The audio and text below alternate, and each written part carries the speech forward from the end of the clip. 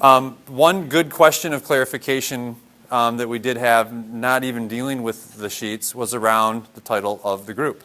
And this is a great, because we intentionally named it this way, it is workshop leadership. Therefore, it's not writing workshop per se, it's not reading workshop, nor is it not math workshop. It can be whatever workshop you're going for. The point being, a lot of the learning that we've been doing is that it is workshop components. And those workshop components fundamentally are the same across reading, writing, or math. It's just a matter in which they're implemented in some of those different nuances. So intentionally, we've tried to walk away from just writing or just reading or math or whichever so that we can have this conversation around workshop. And based on where we go, if we want to go math, we can open that up. We might have to call in reinforcements with Rusty to make sure he's on the same page. But that's something that we're investigating and going further with, and we want people to be able to come here to get that as well. And the leadership part is, as educators, we are all leaders. And we have opportunities to lead in so many ways. We lead in our classrooms with our students, but we also lead with our colleagues. And we might have opportunities to lead groups with our colleagues. And so we're going to just push you a little to consider ways that some of the thinking and learning that you have that you might consider sharing with either grade level partner, grade level group. And the bottom line is our thinking is grounded in we're all learners. And Mark alluded to it at the beginning, is that we're on a spectrum, we're on a growth spectrum, and we want to continue to push ourselves to be the best we can be.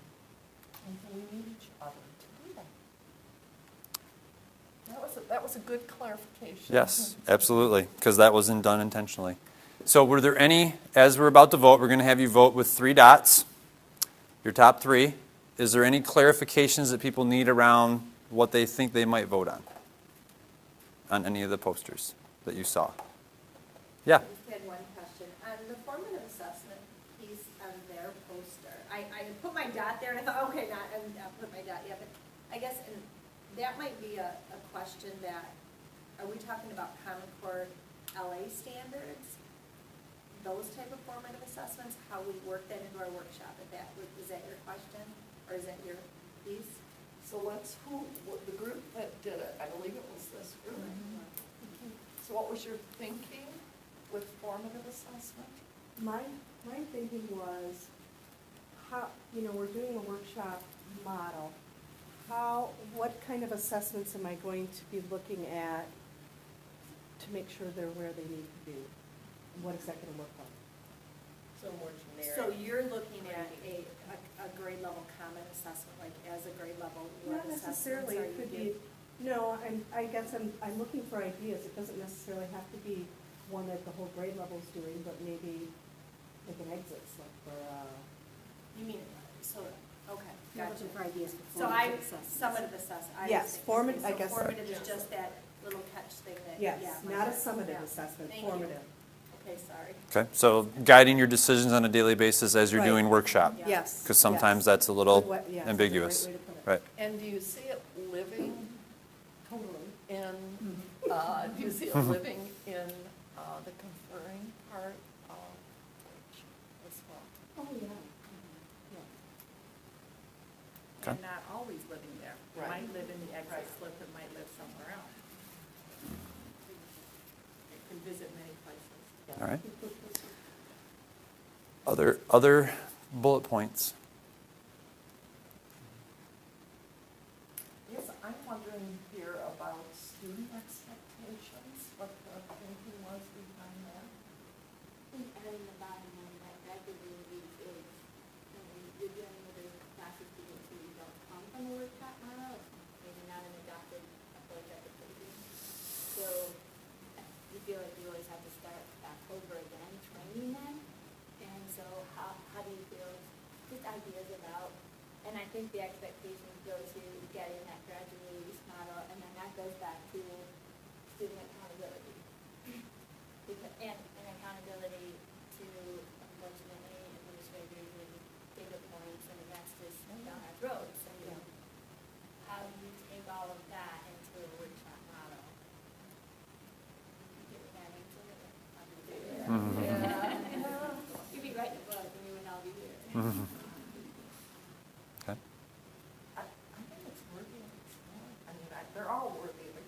There's Nellie's dot. I have a question about advanced students.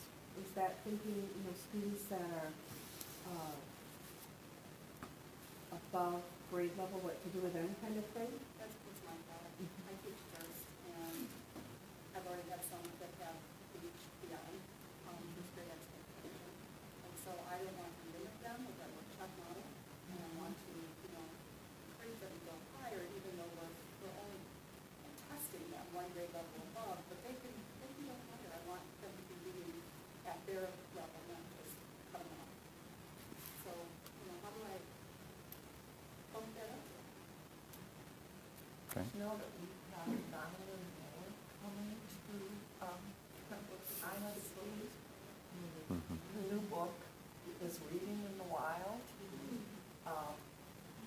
Certainly worthy of going to, she's the book whisperer. I don't know if any of you have had the opportunity to hear her. She, yes.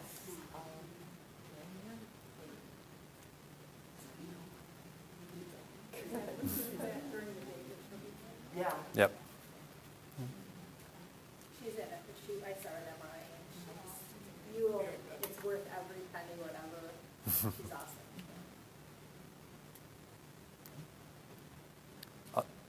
Other clarifications? All right, so we want you to vote for 3. And if you absolutely have to vote for 4 or 5, nobody's going to count. And we'll go majority rule overall. And again, these will just be ideas to guide kind of the things we focus on for content. So go ahead, and once you've had a chance to vote, head back to your table. And that way we'll kind of know when we're winding down. And we know that some really are really tied together. Right. I mean, and there are commonalities. Yep. Go ahead.